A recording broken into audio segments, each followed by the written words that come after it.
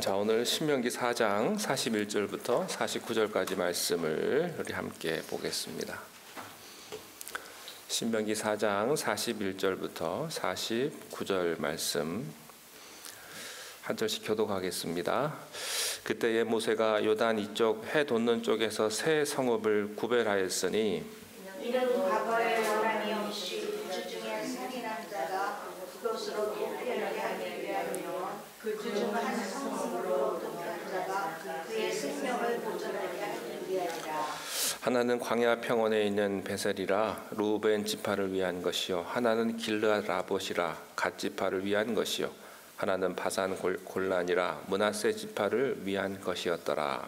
모세가 이스라엘 자손에게 선포한 율법을 명하라. 이스라엘 자손이 애굽에서 나온 후에 모세가 증언과 규례와 법도를 선포하였으니 요단 동쪽 백골 나중편 골짜기에서 그리하였더라. 이 땅은 헤스본에 사는 아모리 동족의 왕 시온에게 속하였더니 모세와 이스라엘 자손이 애굽에서 나온 후에 그를 쳐서 멸하고 그 땅을 기업으로 얻었고 또 바산 왕 옥의 땅을 얻었으니 그 두 사람은 아모리 족속의 왕으로서 요단 이쪽 해 돋는 쪽에 살았으며 그 얻은 땅은 아르논 골짜기 가장자리의 아로엘에서부터 시온산 곧 헤르몬산까지요. 함께 읽겠습니다. 요단 이쪽 곧 그 동쪽 온 아라비스가 기슭 아래 아라바의 바다까지이니라. 아멘.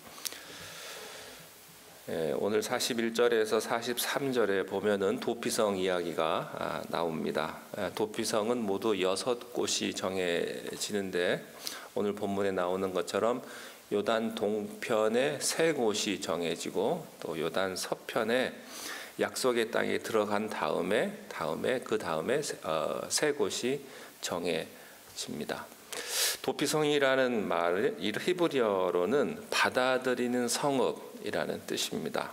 누구를 받아들인다는 뜻입니까? 42절에 보면 이는 과거에 원한이 없이 부지 중에 살인한 자를 받아들인다 라고 되어 있습니다. 즉 본의 아니게 사람을 죽인 자를 말하는 것입니다. 당시 고대 율법에서는 이스라엘 율법도 마찬가지지만 살인자는 피는 피로 갚게 돼 있었습니다. 즉결 처형하게 돼 있었습니다. 그래서 우발적으로 사고로 사람을 죽였어도 그 사람을 가만히 두면 그냥 이성적이 아닌 감정적인 그렇게 흥분하는 군중들에게 생명을 빼앗길 수가 있었습니다. 그래서 다른 성에서 받아들일 수 없는 이런 우발적인 살인자가 도망쳐 올 때 받아주는 피난처와 같은 곳이 바로 도피성입니다.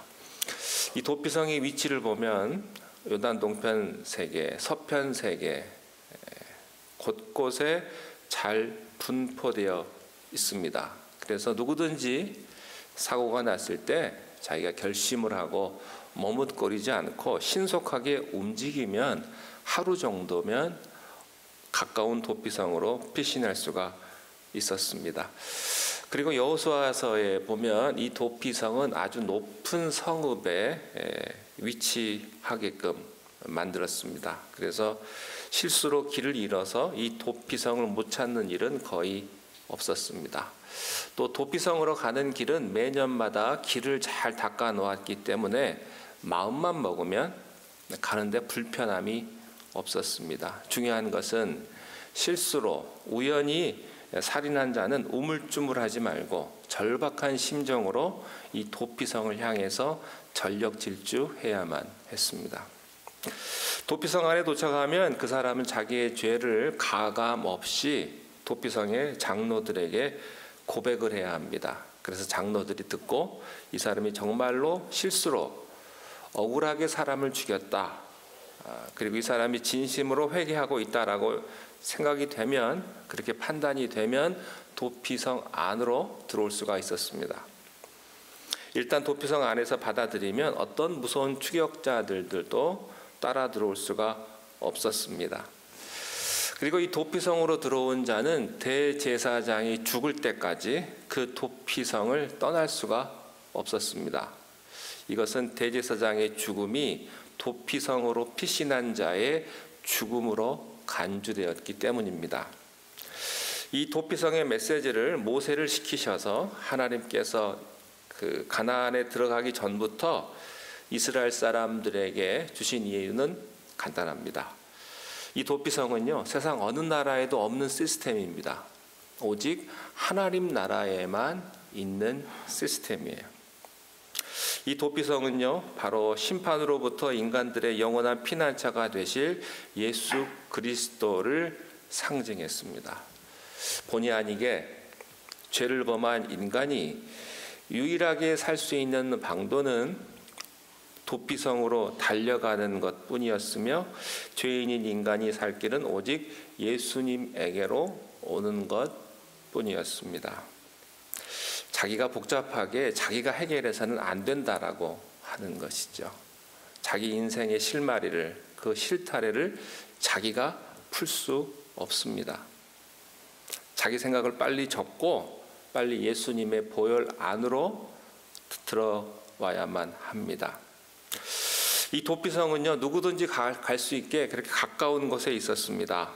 하나님께로 가는 길은 바로 우리 옆에 열려 있습니다. 우리 가까운 곳에 교회가 있고 또 우리들을 인도하는 사람들이 있습니다.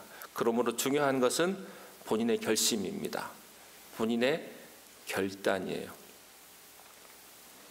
이 도피성 문 앞에서 이 도망자는 자기의 죄를 가감없이 정직하게 고백해야만 했습니다. 예수님의 은혜의 보혈 안으로 들어오기 위해서는 우리의 회개가 있어야 한다는 것입니다.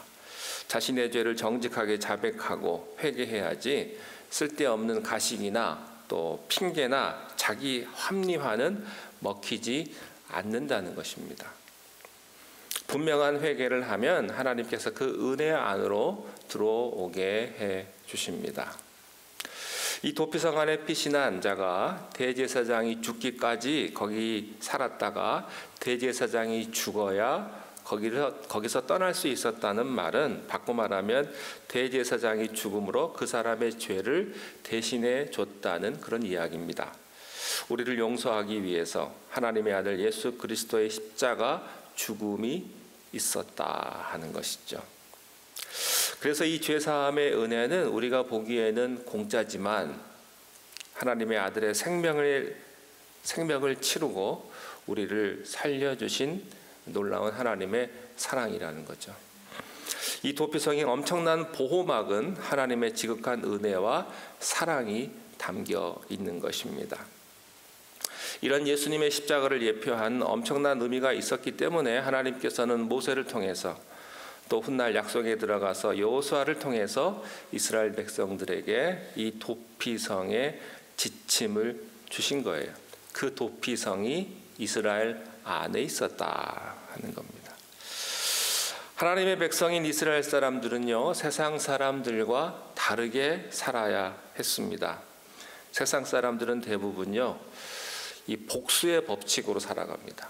피해 법칙, 복수의 법칙. 지금 온 세상은요, 복수의 법칙입니다.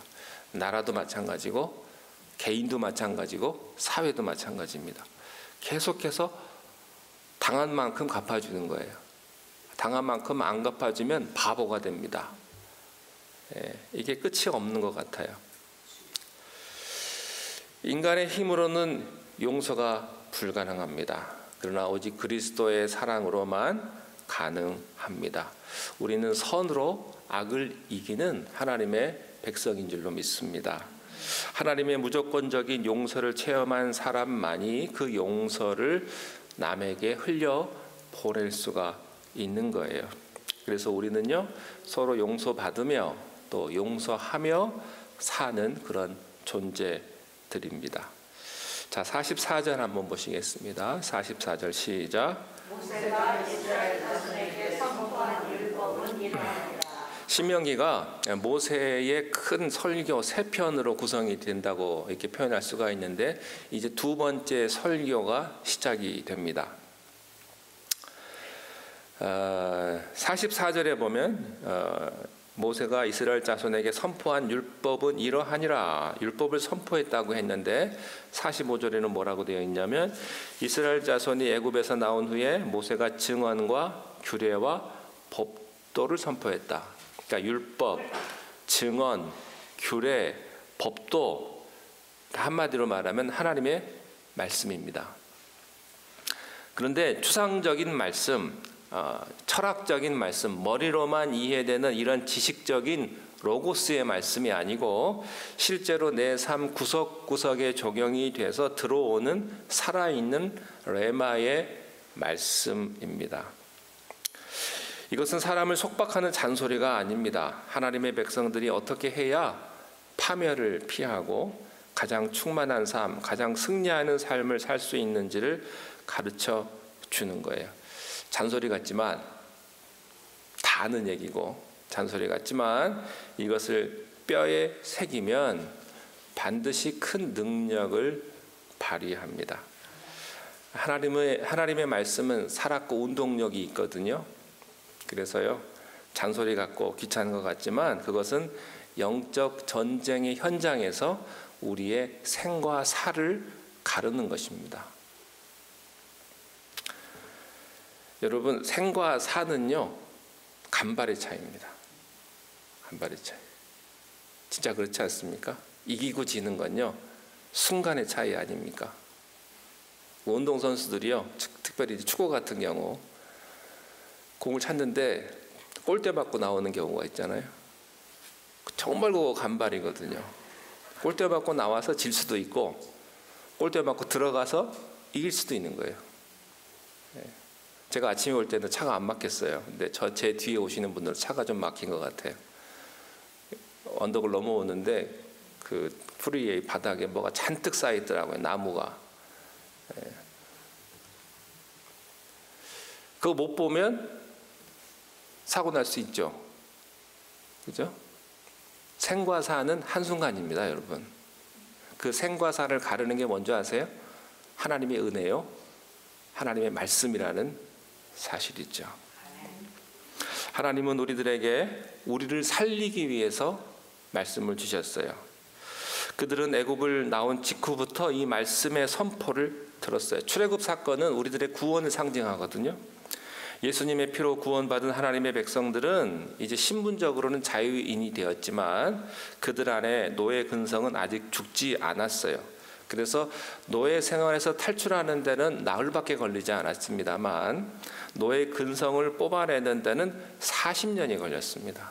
그 나온 직후부터 그들은 하나님의 말씀을 들어야만 했어요.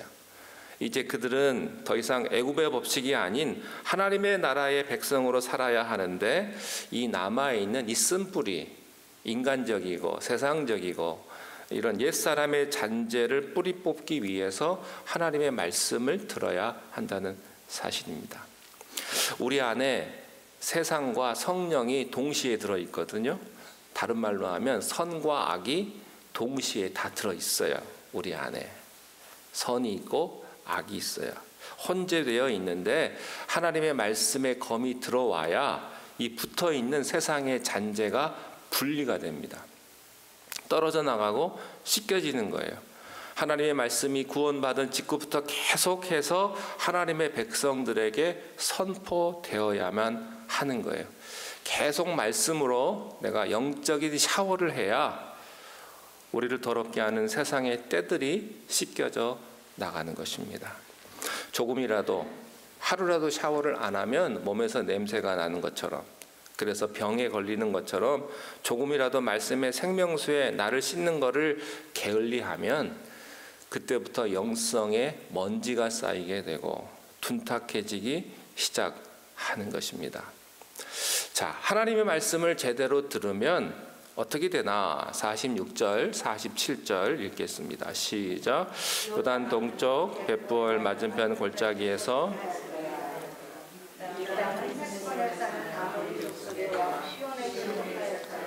모세와 이스라엘 자손이 애굽에서 나온 후에 그를 쳐서 멸하고 그 땅을 기업으로 얻었고 또 바산 왕 옥의 땅을 얻었으니